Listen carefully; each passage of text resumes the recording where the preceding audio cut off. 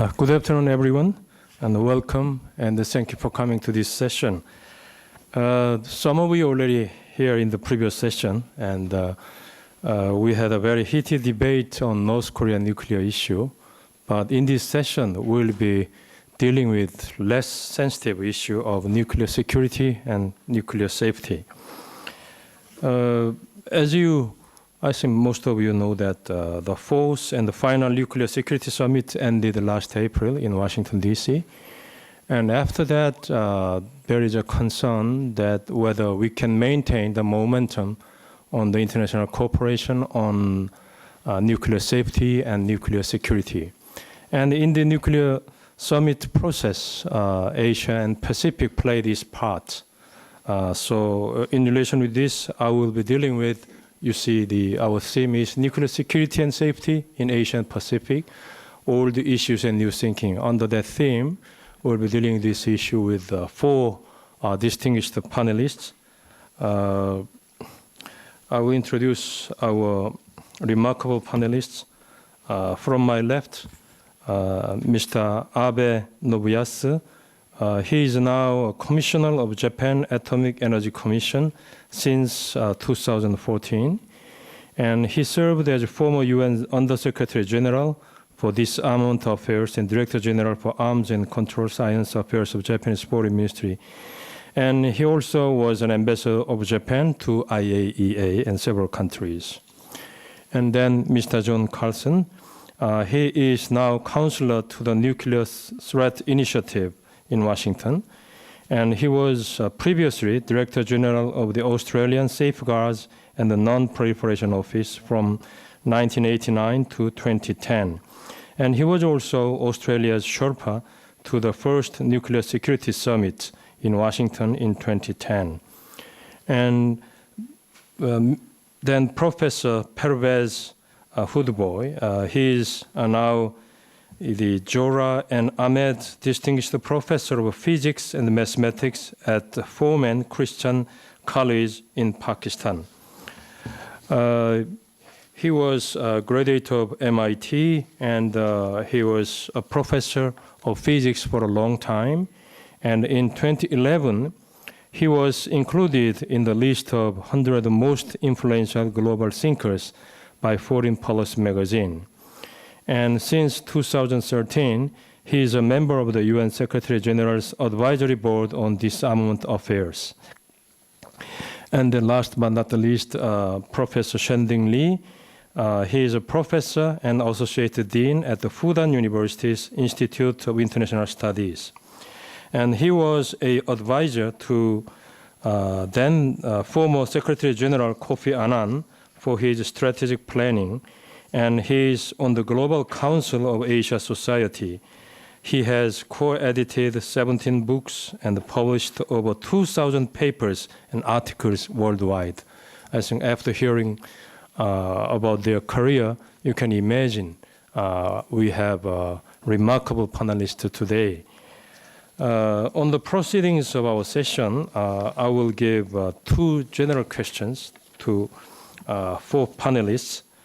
And I will give another individual question to four panelists. And after we're hearing, we have some discussion among ourselves, if time permits. And as soon as possible, I will try to open the floor to the audience. Actually, after this fourth nuclear summit is over, two questions comes to my mind. The first one is how to assess the nuclear security summit process.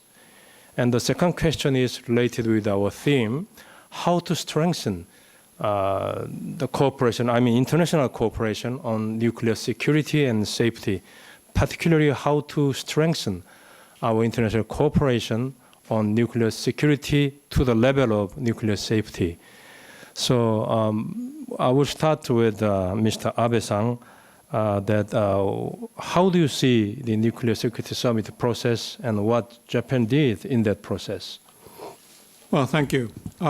Nuclear security summit has been held 4 times by the initiative of President Obama of the United States. When we talk about nuclear security, that basically means threat of nuclear terrorism. one day terrorists may get the nuclear bomb or a dirty bomb to explode in big cities.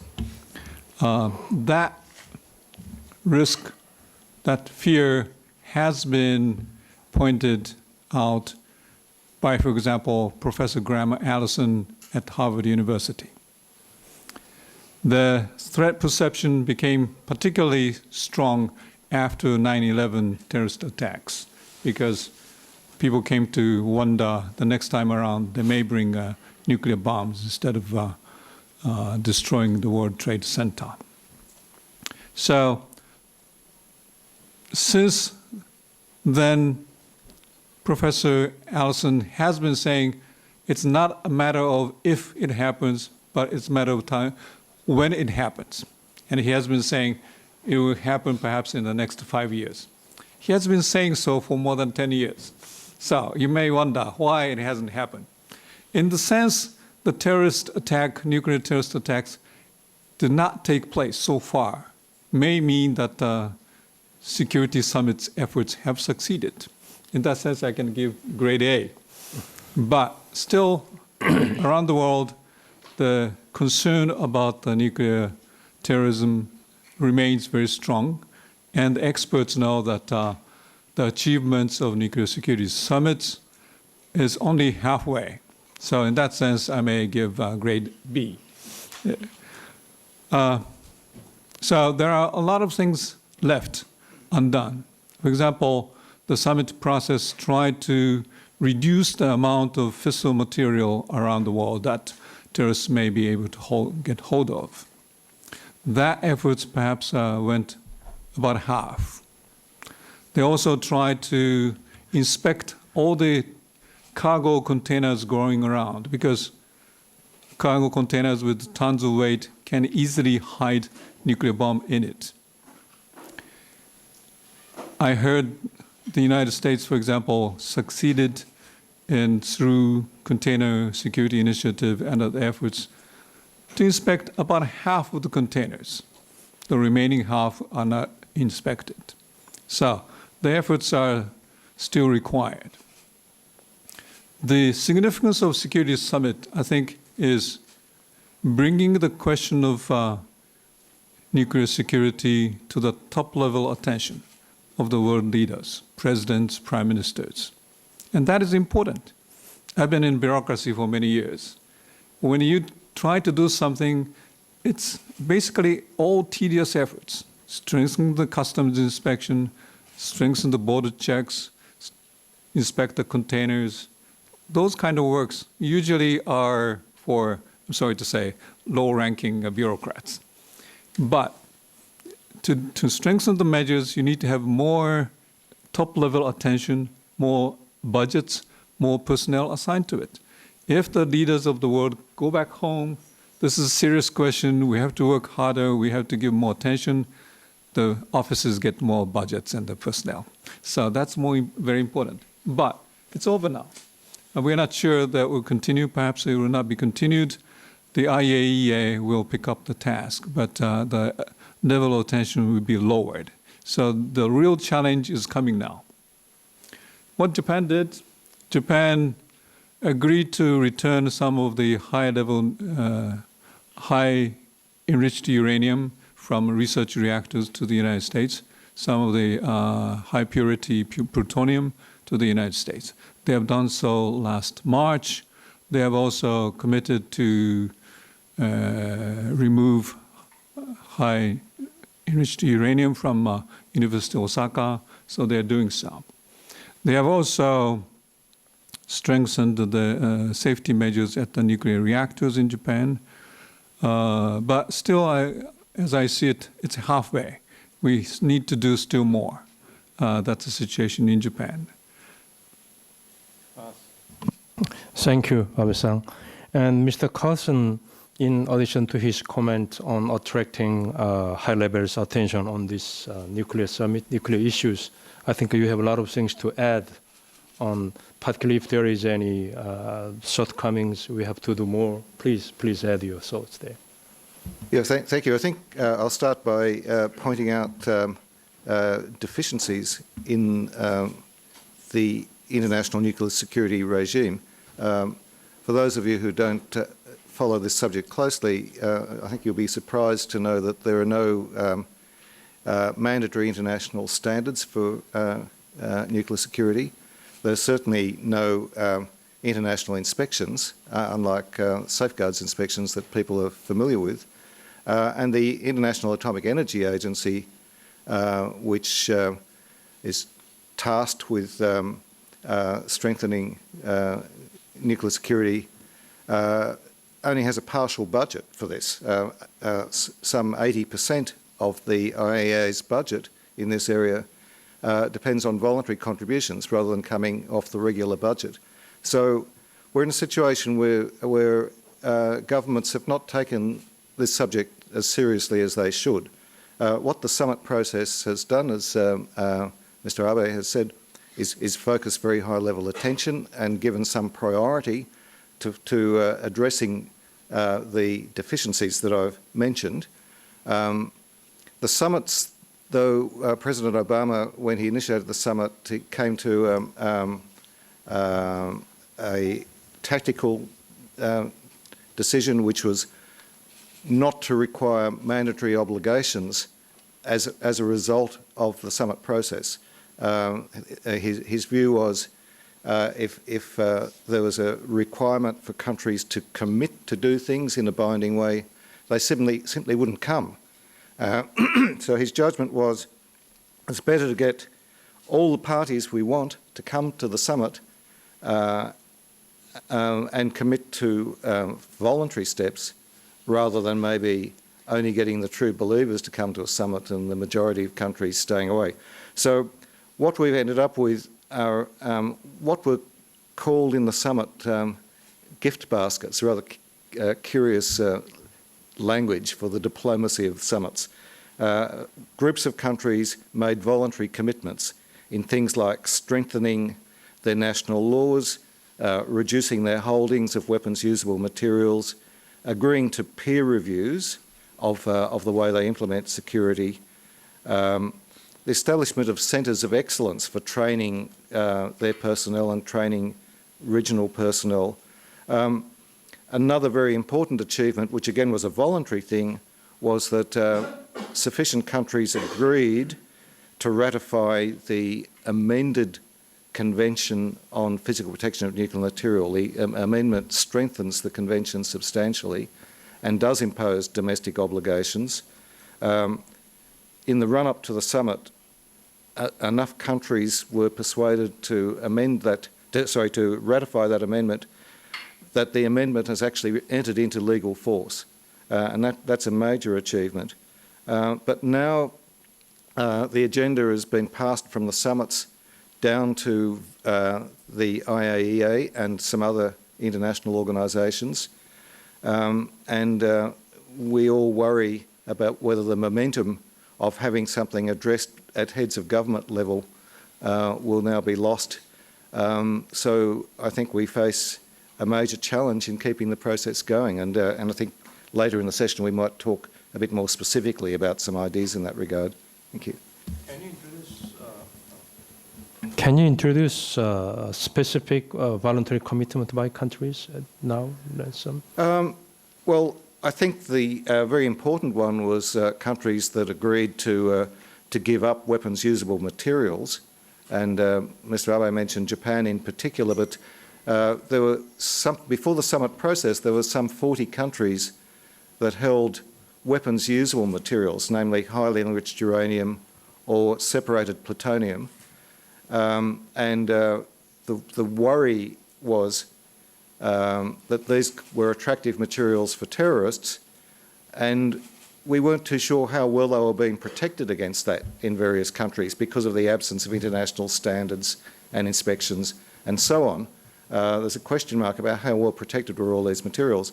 Well, of the 40 countries that had those materials before the summit, we're now down to 25, I think, if I remember rightly. So well over a third of the countries that had weapons-usable materials have transferred them into the custody of basically the originators, which were primarily US or Russia, for disposal. And I think that's a very important, it's a voluntary commitment, but it's had a lasting effect. It's not something that's reversible because the materials have been got rid of. And the other voluntary commitment, as I mentioned, which I think is very important, is bringing into force the strengthened Physical Protection Convention. And again, that's not reversible. Now that it's in force, and it's going to become a very important building block for strengthening the security system in the future. Thank you. Professor Hoodboy, I know that your Prime Minister didn't go to the Security Summit. So from Pakistan's perspective, you have different ideas on how to see the outcome of this Nuclear Security Summit. I think you see a lot of shortcomings in there as well. So please share with us. Well, I think it was not just Pakistan, it was also Russia which did not attend. And that was a very serious omission there. In regards to the Nuclear Security Summit, I think let's realize that its purposes were very limited. It was not about disarmament, it was not about reducing the number of nuclear weapons, but rather securing nuclear materials. Of course, that's a fantastically important thing in its own right. And it's good that these 4 security summits have produced some results. I could, well, certainly Mr. Abe and Mr. Carlson, they talked about this. There's more that has been achieved. For example, the United States, which in the 1990s had something like 750 tons of uranium, that now has decreased to something like 580 tons or so. So that is a substantial reduction. I think also that because of the international pressure that has been generated, countries like Argentina, Switzerland, Uzbekistan, they've pretty much got rid of all their HEU, highly enriched uranium. And that's also true for much of Latin America and the Caribbean.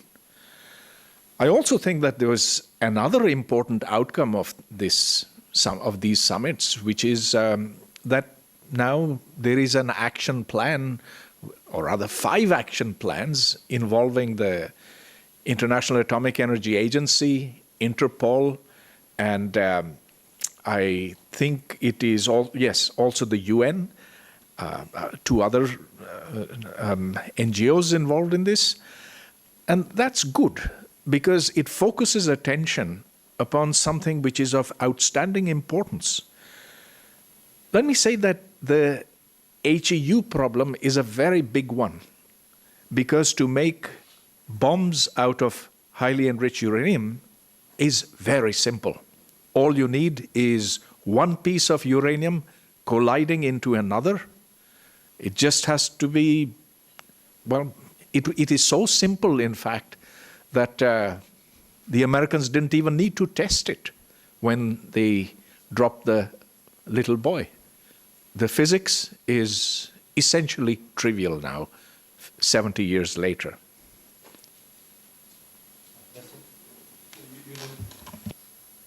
You don't see any more shortcomings? Oh, I see plenty of shortcomings.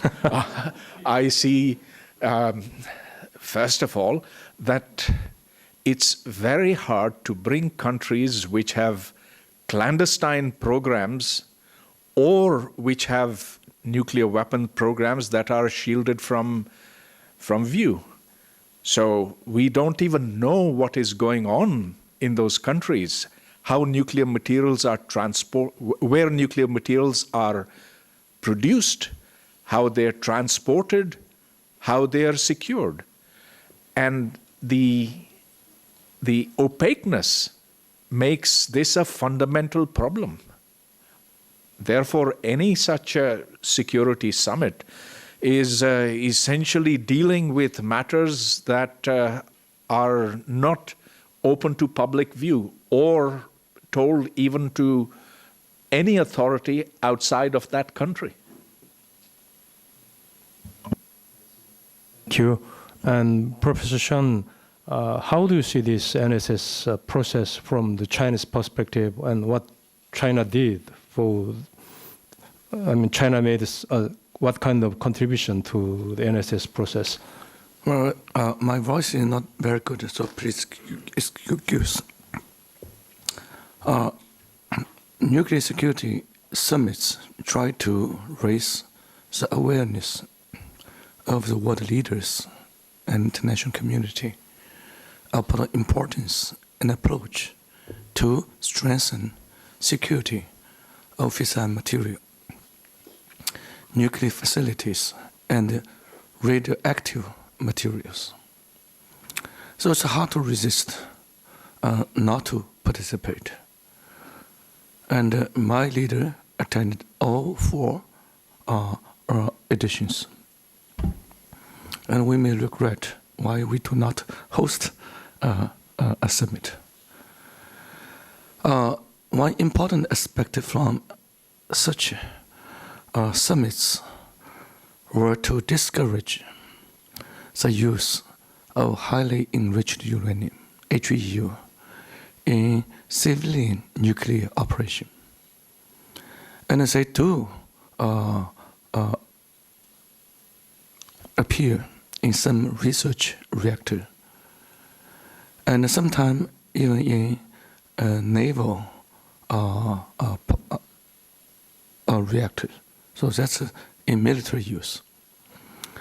But then, when they are being used for the civilian side, they are prone to be vulnerable, more accessible by illegal hands. So if we cannot rid the use of nuclear energy for peaceful purpose, at least we should avoid those most dangerous material to be touched upon by unauthorized organizations. So China's part of contribution. We design, use, and export a research reactor which use HEU. So with the wave of nuclear security summits, China to start to convert its reactor of this type. One in Beijing, done already in partnership with America. Another in Shenzhen, at Shenzhen University, to be done probably this year. One in Mali, in Africa. So we negotiate with Mali and in partner with IAEA and the US to convert it this year. So try to tell people don't use this kind of operator, but you can still use nuclear reactors, but with LEU. So we will convert your reactor with using LEU. So it's a kind of Chinese contribution. Then we are operating some 30 reactors, building over 20 at one time. So nuclear safety, given the fallacy of Fukushima, so we are shocked. We have so many stuff. So what about their safety? We halted our nuclear reactor to have a major review if they have some inherent safety defect, or for those power plants being built, whether their geological situation, the water supply will be adequate enough. So through such a kind of a national serious, stringent review process, we reapprove their building. This is our second work. Third, we may have some good practice, and other countries may have some good practice. So when Hu Jintao came to Washington in 2010, he talked to President Obama. What about the China-US cooperation? To bring the best US practice to be presented in China and to bring the best practice of China in Beijing, to train our staff, our security people, so they would be trained with the best practice for future Chinese reactor. And we offer this training for other countries in Asia Pacific. And the U.S. worked with China to provide some 100 million US dollar worthy of US facilities, machine, the best state-of-the-art machine, and experience to provide with China. So the two countries worked for 4 years. And this year, this new facility is open in Beijing. So these are the things China tried to do. And we know that due to the sensitivity of nuclear and the sensitivity of security and safety, sometimes it's difficult to exchange. I have difficulty to understand if your stuff is secure or not. And I'm unwilling to tell others how I'm doing. So to open such a process to the maximum level we can is the outcome of such security summits. As you just heard, China is very eager to cooperate with other countries on these nuclear security and safety issues. And we know that how important it is to have nuclear security, international cooperation on nuclear security and safety. But as Professor Hudboy mentioned, Pakistan and also Russia, they didn't participate in this summit process. So under these circumstances, I think I want to give questions to our panelists that to what extent do you think the international cooperation for nuclear security and safety should advance? And how to elevate the level of cooperation on nuclear security to the level of cooperation on nuclear safety? And how much will it contribute to the traditional 3 pillars of the NPT, nuclear disarmament, non-proliferation, and the peaceful use of nuclear energy? So this time, I will again start with Abe-san. Yeah. International cooperation is important and can be done in a number of ways. First of all, the terrorists, when they want to obtain fissile material for bombs, or when they want to smuggle bomb into some other target country, they try to find an easy way to get in. So it has to be maybe target country A, but if the entry from country B is easier, you may try to do so. So the international cooperation is necessary because not only the particular country which feels threatened, like the United States, but also the other countries have to cooperate to strengthen the checks at the borders, for example. And for that purpose, first of all, training is important. What are the kind of material stuff that terrorists are after? You have to let the countries know. What are the weak points that they may try to take advantage of? They have to know. And how you can detect them, how you can find them. All these things have to be, in a way, taught. And Japan has established, China has established, Korea has established this, what they call Center of Excellences. They have sort of teachers, instructors, and they invite experts from other countries, customs officers, border guards, instructors, and so on and so on. So they are useful. Well, some people say, look, Japan, Korea, China are in competition to establish this kind of places. No, I say, this is like a dentist in the corner of the streets. The more you have, the more useful. And there are many customers, so I think 3 of them can do well. Also, some countries are not rich enough to acquire some of the gadgets required to check material at the borders, at the customs.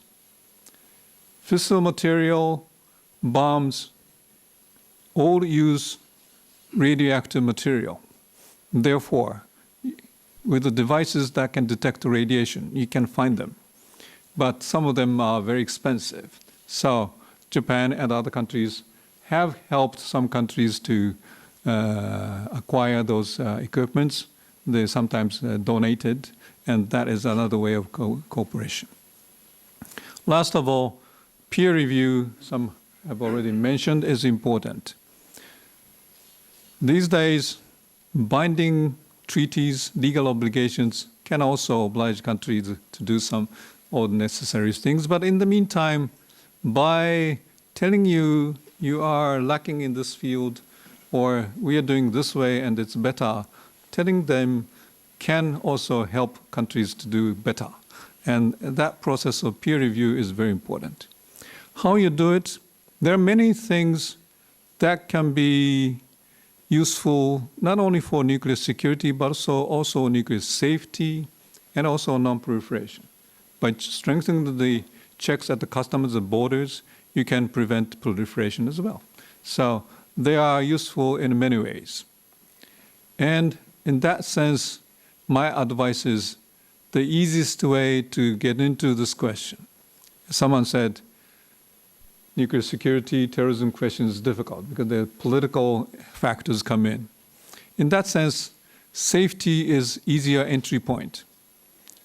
When we say, let's have international cooperation on nuclear safety, nobody objects. Everybody is in favor of strengthening the safety. And sometimes measures for nuclear safety is also useful for security purposes. And that's easier entry point, and that's my advice. Thank you. Thank you. Mr. Carlson, please share your ideas on how to do these all things. Yeah.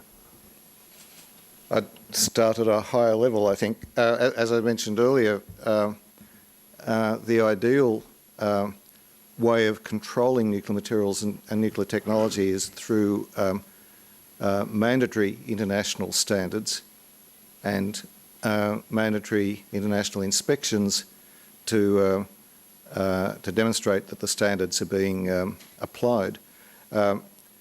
In both safety and security, we're nowhere near that. But safety, at least, goes part of the way. In nuclear safety, there's a convention on nuclear safety which has a review process, a 3-yearly review conference process in which there's a review of implementation by each of the parties. So each of the parties is scrutinised by all the other parties. It has to submit a national report. This is subject to peer review. So it imposes a certain level of discipline on the parties to maintain recommended standards. They're not mandatory standards, but they're recommended standards. The peer review process goes down to facility level, so that we have a peer review mechanism which is operated multilaterally through the IAEA. There are regional peer review processes in Europe and elsewhere. There are very strong national ones in the United States, for instance. And these are actually made mandatory by the participants. If a facility operator doesn't cooperate with a peer review or doesn't implement peer review recommendations, the operator can lose accreditation by the organisation that's doing the peer review. An association of facility operators, for instance, can say such and such an operator does not meet our standards, and that's a very strong sanction. It's something that would lead to a company being closed down. So what we need is to have a similar process in nuclear security, and there's one of the proposals that came out of the Nuclear Security Summit was to establish a regular review process under the Convention on Physical Protection, for instance, and also to push very hard for the idea of peer reviews. Peer reviews now exist in nuclear security, and more countries have given voluntary commitments to invite peer reviews and comply with their findings. But the peer review process is still at an early stage in security. For too long, national authorities have said, oh, we can't allow outside scrutiny of what we do in security because it's secret. And if we let foreigners come and check us out, then this will compromise our security. Now, the foreigners might be giving information back to terrorists who could then overcome our defences at such a facility and so on. Well, this is basically an idea for doing nothing. It's a mentality which, is, at the very best, it's complacent. The individuals involved are saying, well, we know how to do things best. We don't need outside advice, and that's quite dangerous because where there have been peer reviews, it's been quite a common discovery, and it's not a surprise that actually countries aren't performing as well as they thought they were because they're not aware of best practices and so on. So now, coming out of the summit process, at least there's an awareness of the need to promote best practices and to have stronger international cooperation with the idea of lifting standards of performance. To address the last part of this question, how does this contribute to the three pillars of the NPT? Nuclear disarmament, I'm not sure.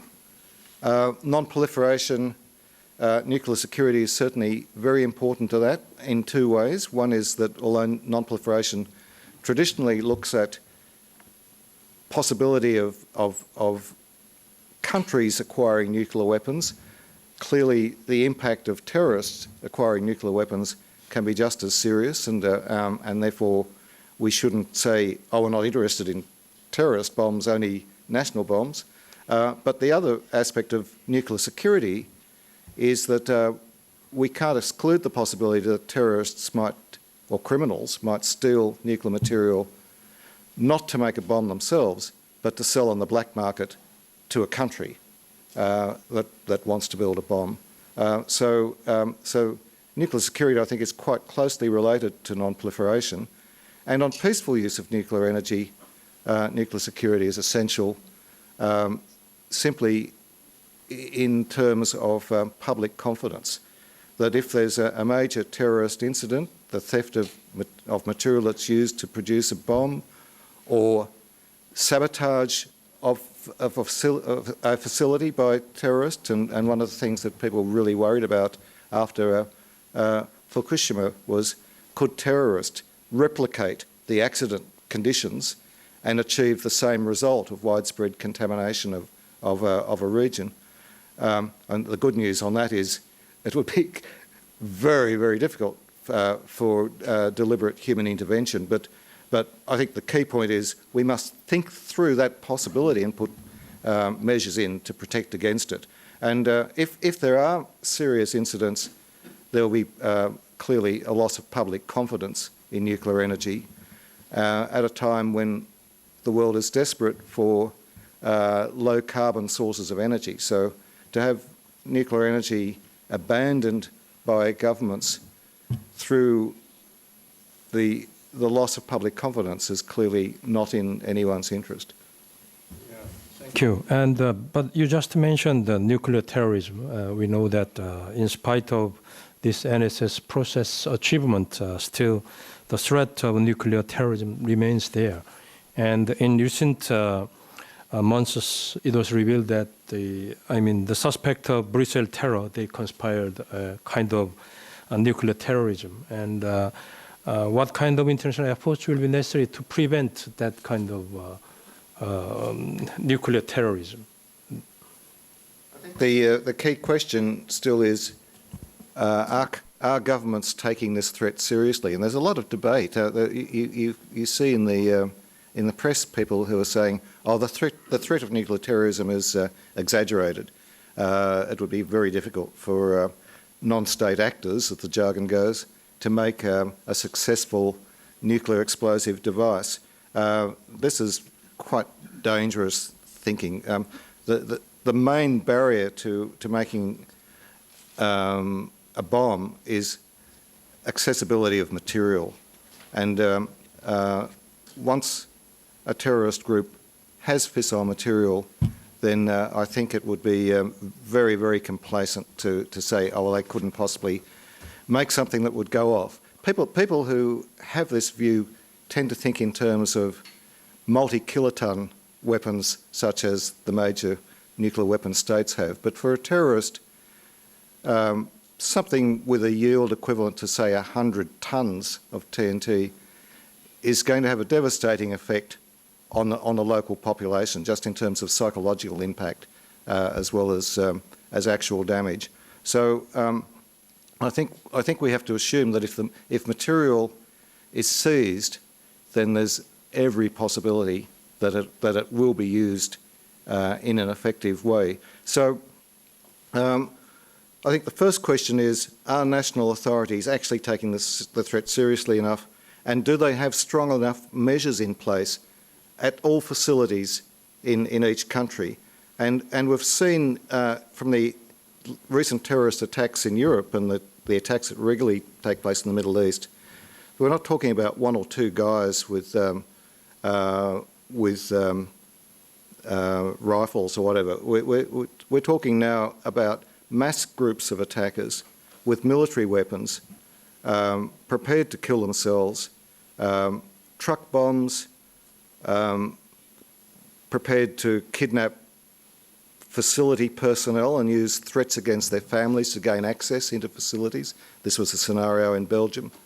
And the real question is, are all national authorities ensuring that there are effective measures against these extreme threats again in all facilities in their countries? And I think the answer is, well, the answer is we don't know, but I suspect the answer is also, in most cases, no one's really thinking in such extreme terms.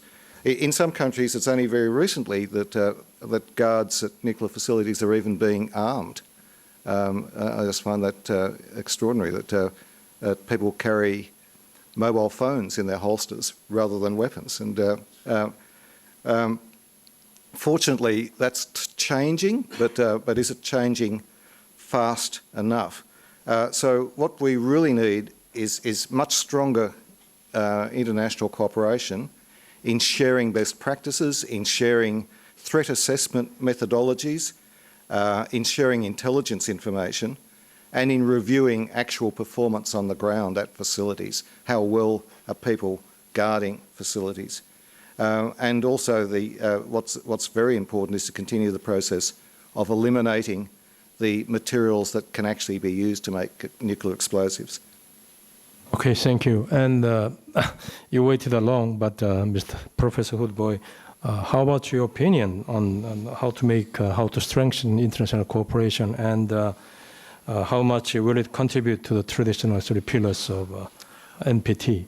Well, before I answer your question, just a comment on the issue of container screening.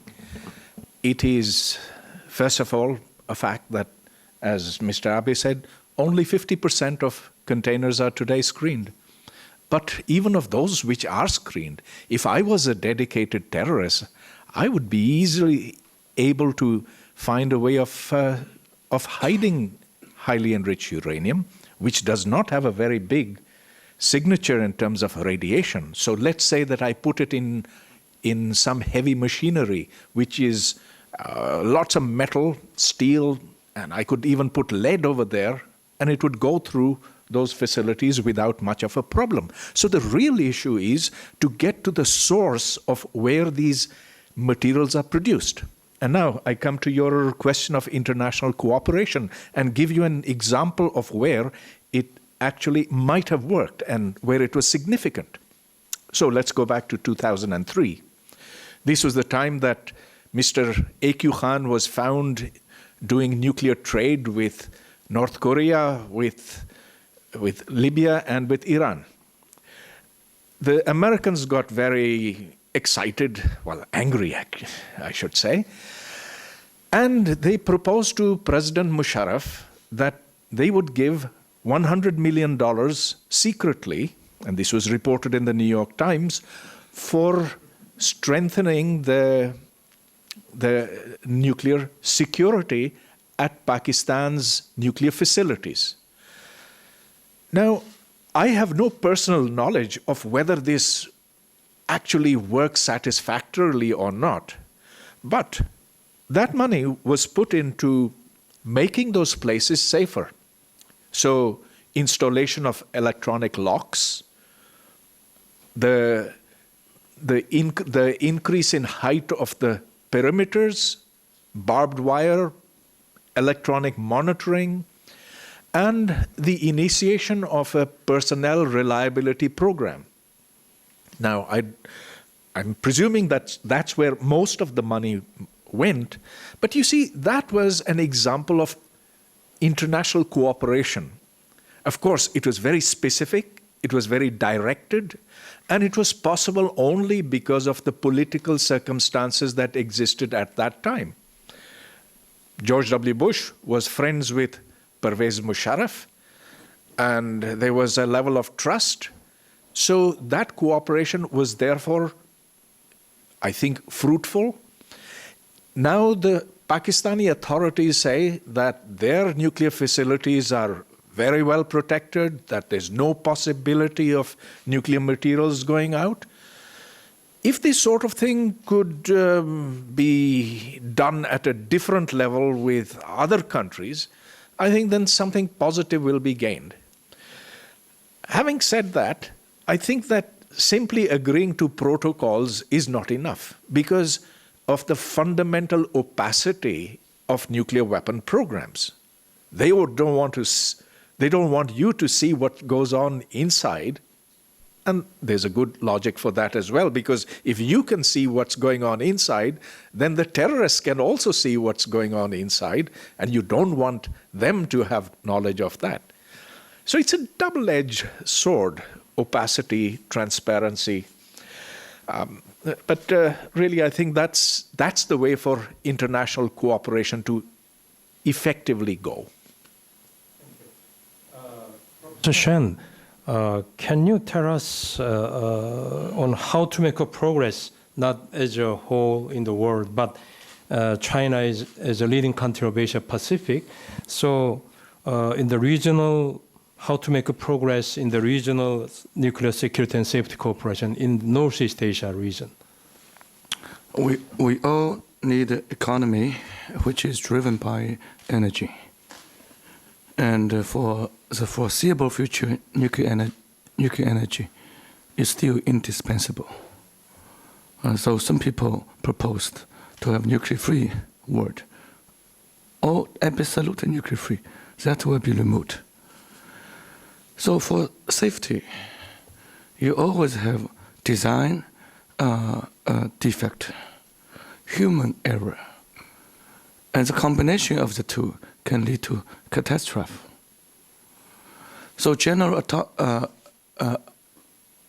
Atomic, they invented a new concept to prevent the failure of uranium fuel rod by coating carbon on pellet which contains uranium fuel.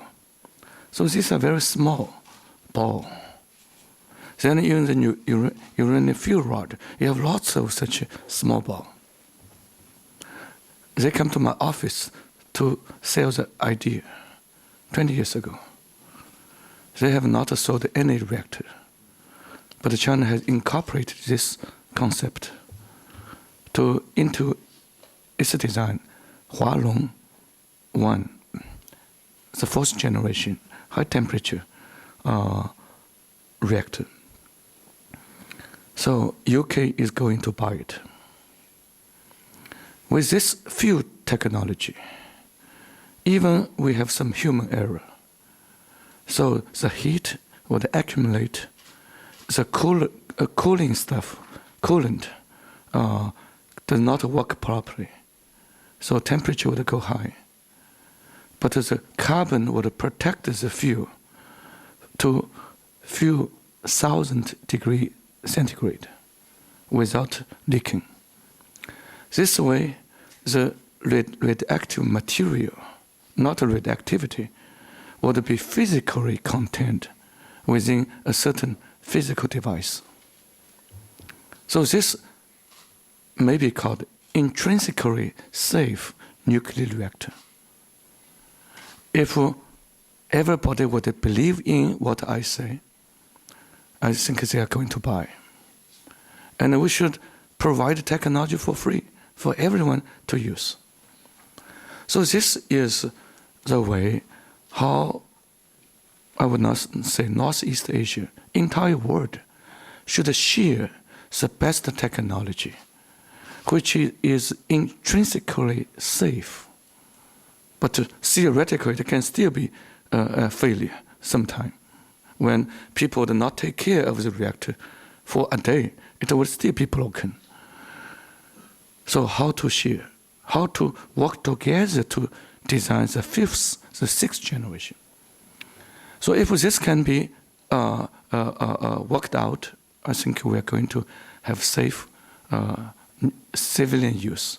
So this safety, which would directly apply to the three pillars: peaceful use of nuclear energy, without a nuclear explosion, an unintended disaster, so the use is peaceful. And then, if we can make the material secure, terrorists cannot access to them. And some country cannot access to such dangerous material for weapon. So proliferation is less likely. And if proliferation is less likely, nuclear weapon state, they may be more possible not to go up, to build up more, even though they may not go down. So this would help the mood for nuclear freezing or nuclear incremental reduction. So I think all four pillars can reinforce with each other. Thank you very much.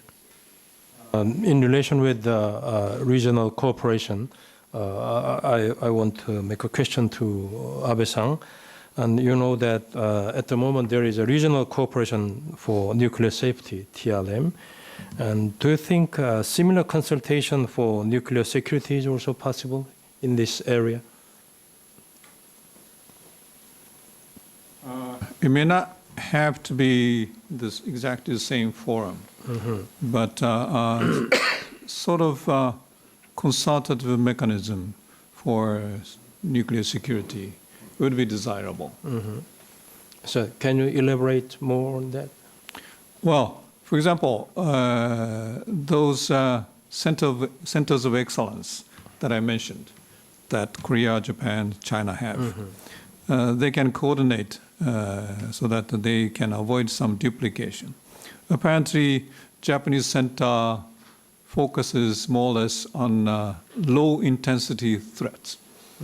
For example, the terrorists may go over the fences so that they have put the sensors around and so on. So that helps to drive away the low-intensity threats. But if the terrorists come in groups with the machine guns and the bazookas, you can't stop them. So in that sense, Korea may be prepared for that degree of threats. So they can divide the works, they can learn from each other. That sort of mutual consultation is very useful. I see. Professor Shen, you have further comment on Mr. Abe-san's remarks on this regional cooperation? As I discussed with Abe before, we are going to have a peaceful competition in the region to train our own staff to be professional in terms of nuclear security. I see. And also to exchange our behavior, and also lend our hand to other countries, as Vietnam, Indonesia, Saudi Arabia may have the idea to develop, how to make them to have the necessary expertise. So we may be able to help. Yeah, thank you. And there has always been a very strong voice that the security of nuclear materials for military purpose needs to be addressed as well. But states possessing nuclear weapons are always reluctant to discuss this topic.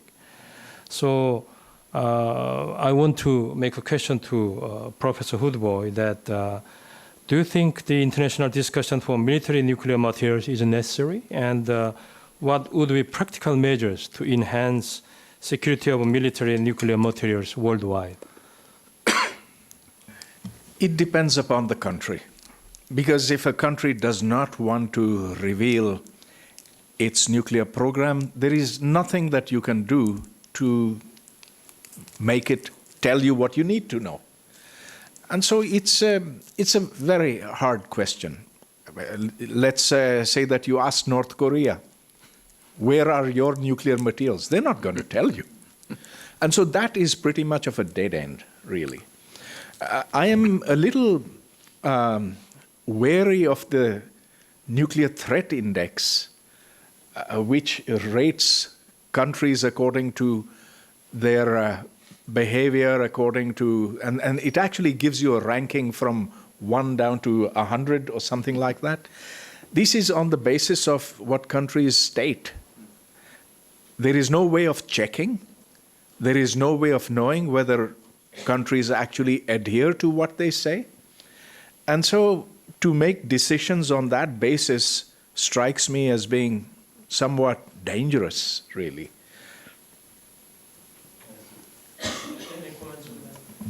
I'd like to respond to that. The Nuclear Threat Index, which was developed by the Nuclear Threat Initiative, my office, in which I was quite involved in, was never intended to show what the actual performance of nuclear security was in any country. It was basically a measure of transparency. And the point that was being made really is that unless governments are prepared to put enough out into the public arena, demonstrating what are the standards they adhere to and how they can satisfy themselves internally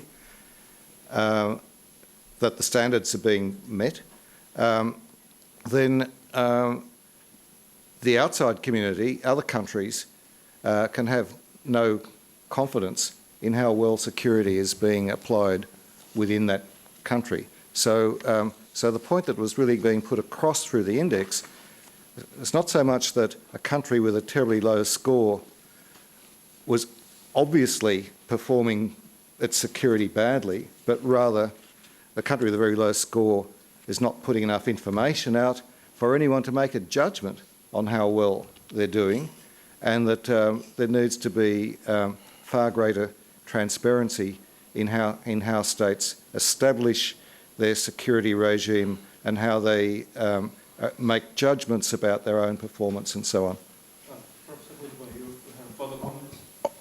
On the other hand, if the index is taken seriously, then it can have implications.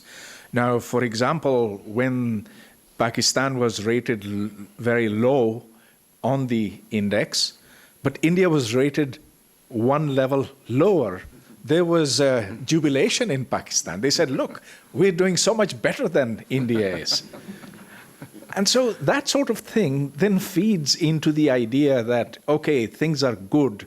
After all, we've been measured on an international scale, and we've come out better than the Indians. That may or may not be true. After all, it's entirely declaratory, it's unverifiable, and basically anything can be cooked up. Thank you, panelists. But I think it's time to, because of time limit, I need to open the floor, and I'll give a final some minutes to every panelist before I close this session. So now I would like to open the floor to the audience, and please raise your hand and identify and make questions, please. Please, yeah.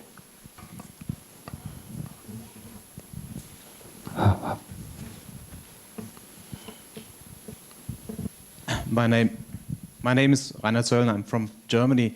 I'm not a specialist in your field, but let me ask a double question to Mr. Abe and Mr. Carlson. From documents leaked by WikiLeaks some years ago, it has become clear that Japan, after 2001, under the supervision of the United States, conducted several stress tests at several nuclear facilities, which were kept secret from the Japanese population to a very high degree. Anyway, is the IAEA aware of these tests? There was one scenario, for instance, about a North Korean terrorist attack on a Japanese nuclear facility.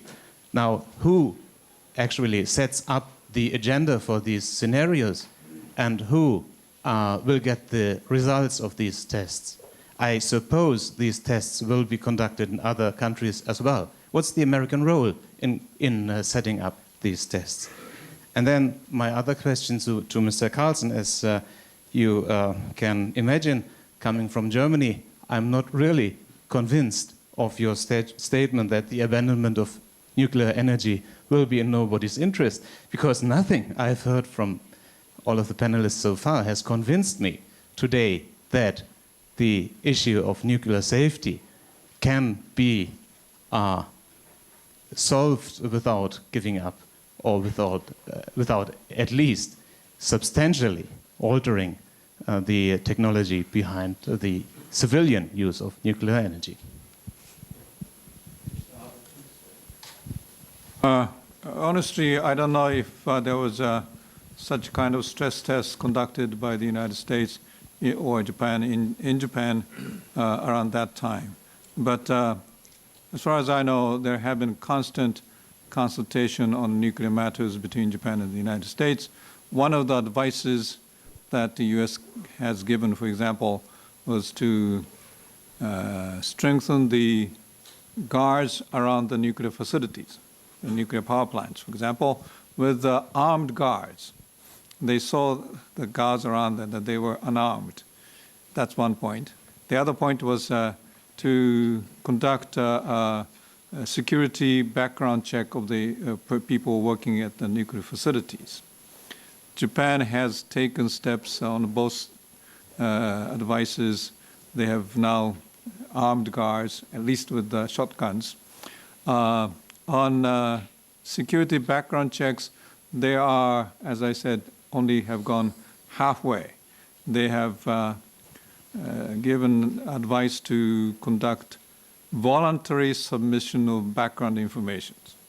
So if you're a determined terrorist, I don't know if you provide your background voluntarily. But in Japan, there's a very delicate issue of protection of privacy of individuals, and it's rather difficult to ask mandatorily the background information. Okay. Thank you. I don't want to take up the time of the session debating nuclear safety, but I'd just make the observation we've had 3 major nuclear accidents in the world. 2 of them had disastrous consequences. The third, 3 Mile Island, which is regarded seriously by most people, in a way was a success story, because it was a reactor that was built with to more modern standards, with a containment that was able to keep most of the radiation, certainly all the significant radiation, within the building. And I think there are all sorts of lessons to be learnt from each of the accidents. Each of the accidents involved human error, and obviously that comes down to an issue of training and culture. But also, I think 3 Mile Island is an example that the technology itself is not necessarily inherently unsafe, that reactors can be designed with the necessary degree of safety. And I'll just leave it at that. Thank you.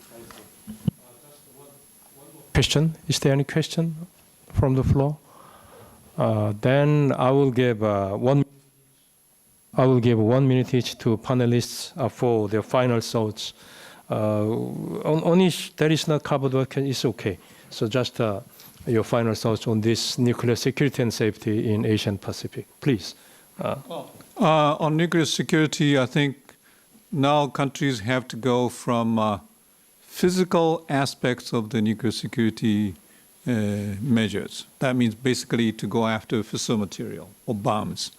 Now it's more difficult part is human side of nuclear terrorism. Nuclear terrorism requires bomb and terrorists, right? So you can go after terrorists. This is more difficult. Who exactly is a terrorist? Identify them, get the information. And the information exchange becomes more sensitive because it involves political factors. But I think if we are to prevent terrorism, we have to go into that area. I'd like to just come back to a particular topic, which is the one of military materials, because I think it's worth responding a bit more on that briefly. And this is as follows: if you look at military materials, they actually comprise 83% of all weapons usable materials in the world. So by having a security regime that doesn't apply to them, we're missing almost the entire problem of how to protect fissile material from terrorist access. Now, within that 83%, only 20% is actually in the form of weapons or weapons components.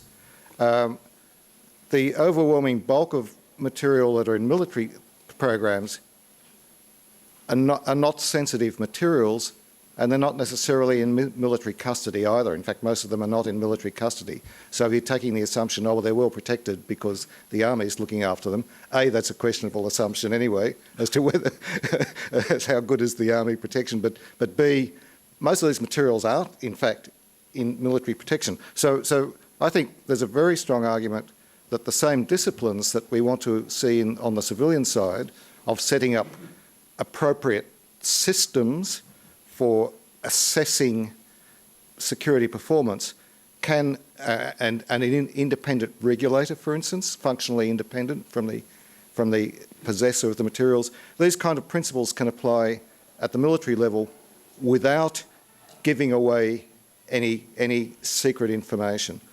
So I'll just leave it at that. Thank you. And Professor Hoodboy, yeah. I have nothing further to add on the issue of nuclear security, but on nuclear safety. Let me say that I am deeply worried about the building of nuclear reactors near major population centers. In particular, I've shared my worry with my Chinese friend Ding Lishan that China is building 2 big nuclear reactors, 1,100 megawatts each, on the coast of Karachi. Karachi has a population of 22 million people. It is a normally chaotic city. There is absolutely no chance of evacuation. And even the slightest accident over there would induce a panic that would lead to just huge numbers of casualties by people wanting to rush out. Compared to Fukushima, which has only, 200,000 people as its population, this is something that is a mega city. And I must say that I'm deeply worried that the construction is proceeding in spite of the fact that we have tried to take this matter to court in Pakistan, and unfortunately we have failed. Professor Shen, is...